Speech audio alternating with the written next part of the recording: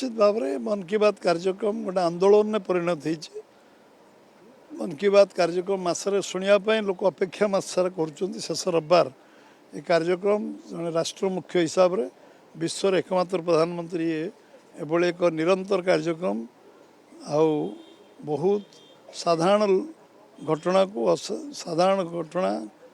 लोक को असाधारण व्यक्तित्व करवा एवं ताकू परिचित करवा 140 कोटी लोक आगे ये जो गोटे महत् प्रयास कर साधु उद्यम करते धन्यवाद देले कम हम एवं सबू विषय को सचेतन करवा जनगणना 27 मसीहा पर्यंत जनगणना संपूर्ण हम ताप समस्त सहयोग आवश्यक एक कथा भी कहते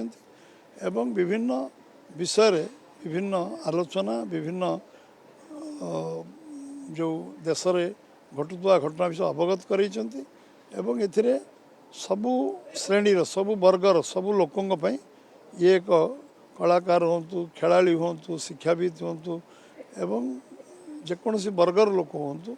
सी समस्ते समस्त को समाज तल पाचर थी लोक को आगू आनिबा एवं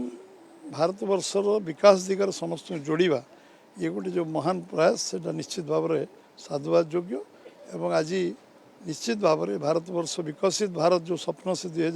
2047 मसीहा को रखीचन 100 वर्ष स्वाधीनता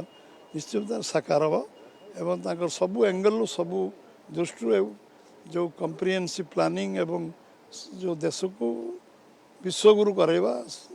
एवं परम वैभवशाली करवा जो लक्ष्य निश्चित से साकार है।